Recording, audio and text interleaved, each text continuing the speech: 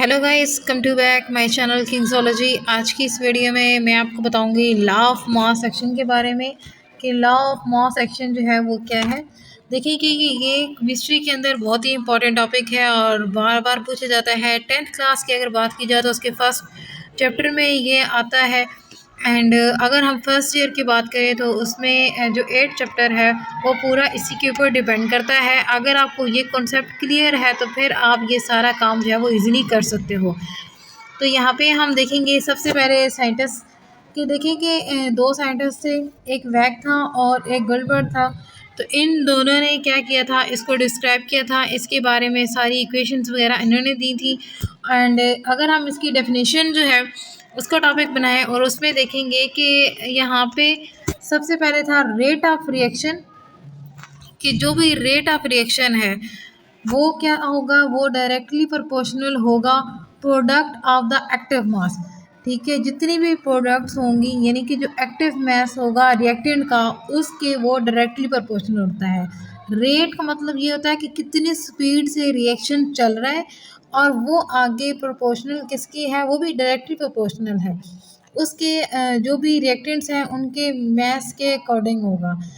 तो अभी हम इसको इस तरह से समझते हैं कि देखें इसके जब रिप्रेजेंट किया जाता है तो इसके लिए हम जो बड़ी ब्रैकेट्स होती हैं उनको यूज़ करते हैं। साथ में इसकी जो कंसंट्रेशन है, ठीक है, अगर उसका हम यूनिट देखें तो वो हमारे पास आता है मोल डेसीमीटर पर क्यूब। ठीक है, तो यहाँ पे माइनस है तो मीन्स पर क्यूब, माइनस जो है ना वो क्यूब आएगा यहाँ पे।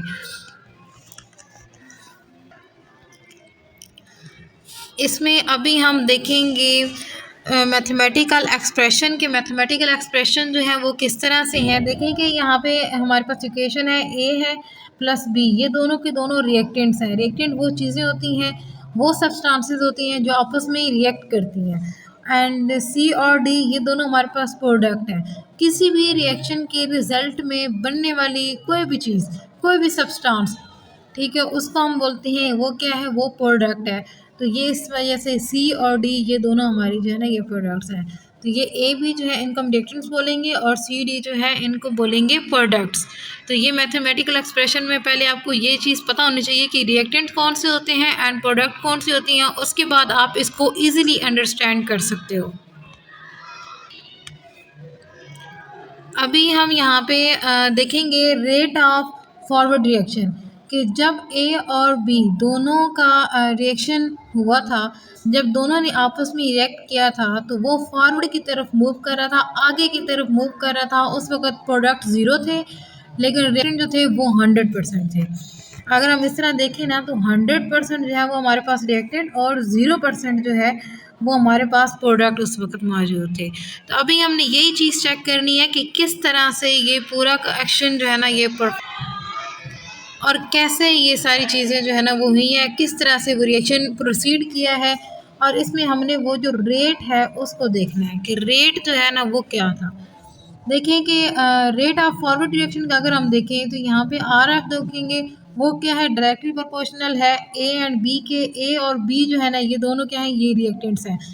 अब इस प्रोपोर्शन जो है ये वाला, इस प्रोपोर्शन को ख़त्म करने के लिए हम यहाँ पे क्या लगा देंगे, के एफ लगा देंगे। एफ लगाने का मतलब ये है कि ये फॉरवर्ड रिएक्शन है, इस वजह से यहाँ पे हम एफ शो कर रहे हैं। उसके बाद रेट हम देखेंगे रिवर्स रिएक्शन का, तो इसमें हमारे पास आर एफ है और वो क्या है, डायरेक्टली प्रोपोर्शनल है सी प्लस डी के। एंड ये दोनों जो है ना ये हमारी प्रोडक्ट्स थी। तो यहाँ पे हमने क्या करना है कि के आर लगा देना है। के आर का मतलब ये है कि आर है ना मीन्स के रिवर्स रिएक्शन जो है उसके बाद है, क्योंकि रिवर्स रिएक्शन में जो प्रोडक्ट्स होती हैं वो बन जाती हैं रिएक्टेंट, और जो हमारे एक्चुअल में शुरू में स्टार्ट में जो रिएक्टेंट्स होते हैं वो उसकी बन जाती हैं प्रोडक्ट्स। क्योंकि रिएक्शन जो होता है वो एक फॉर्म मतलब दोनों तरफ कंटिन्यू रहता है। एक तो वो ये कि सबसे पहले रिएक्टेंट्स से, सबसे पहले क्या है रिएक्टेंट्स है, रिएक्टेंट्स कन्वर्ट होके जो है ना वो बना दें प्रोडक्ट्स। और उसके बाद क्या होता है जो प्रोडक्ट्स होते हैं वो फिर रिएक्टेंट के तौर पे काम करते हैं और आगे जाके वो प्रोडक्ट्स बना देते हैं, यानी कि जो एक्चुअल में हमारे रिएक्टेंट्स वगैरह होते हैं ना वो हमें दोबारा वापस मिल जाते हैं। इस तरह हम कहते हैं कि जो रिएक्शन है वो रिवर्स में चलता रहता है।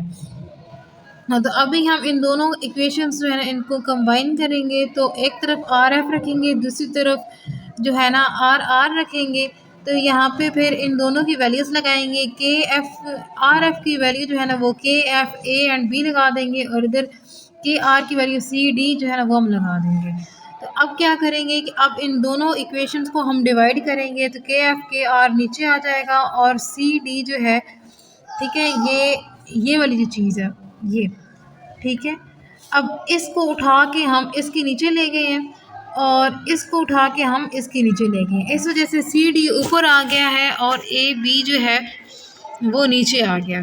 तो जब करने के बाद जो हमारे पास है ये के एफ एंड के आर वो के सी के इक्वल होता है, तो इस वजह से हम ओवरऑल जो इक्वेशन है उसको इस तरह लिखेंगे, के सी लिखेंगे, सी डी जो है वो ऊपर लिखेंगे और ए बी जो है उसके नीचे लिख देंगे। तो इस तरह से ये हमारा लॉ ऑफ मास एक्शन जो है ना ये कंप्लीट हुआ है। एंड इसमें जो के सी है ये कांस्टेंट होता है। यहाँ पे हमारी वीडियो ख़त्म होती है। अल्लाह हाफ़िज़, टेक केयर। अगर कोई क्वेश्चन हो तो आप कमेंट बॉक्स में लिख के पूछ सकते हैं।